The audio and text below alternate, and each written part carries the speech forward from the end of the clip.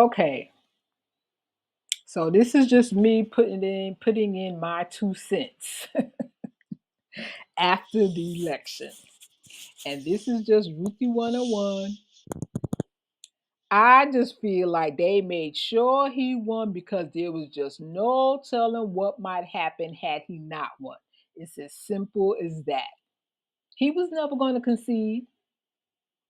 And from the looks of it, neither has she, but maybe she has by now. People already talking about how good her campaign was. What the fudge? How?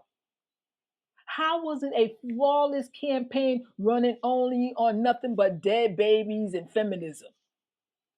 One thing for sure, there's going to be more tax cuts for the wealthiest Americans. That's going to take place real soon. And I don't think there will be a peaceful transition of power because the Dems are diabolical at best. If a war is declared, there can be no transition of power. So for sure, we're not completely out of the woods. No. Plus, it seems that there's a lot more ballots to be counted, right? And a good question, when does the count end? Can the numbers change? There's ballot boxes, mail-in ballots, ballots from overseas. Do all those ballots meet the deadline? So, of course, people are looking for somebody to blame for the loss.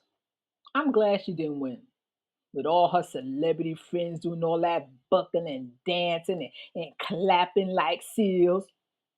None of which was enough to put her over the top because she didn't win after all that. And you could tell that those people that was up there, they was just like begging for their lives. That campaign was asinine, in a word. And black men as an afterthought was just some straight up bullshit. Weed and crypto. What the hell was that? And what an insult to the intelligence of black men everywhere. She couldn't even face her supporters on election night. What a coward after all that talk. For sure, she has unburdened herself with what has been. That's all I can see from where I stand and sit. Every single channel is ripping them a new one. And there are those trying to speak while fighting back tears of rage and anger. But who they going to blame? Blame whoever will make you feel better about the situation, I guess. And there are people that's taking it really hard, as if they're going to die. So be it. I've heard the comment that some well-to-do folks are talking about leaving the U.S. now that she's lost. Good. Go ahead, leave. Good riddance. I've spoken only to one friend, and she told me about her auntie who's taking it really hard, like she's going to die. No one in my family has brought it up. I don't even want to talk about it. I did all the talking I could beforehand.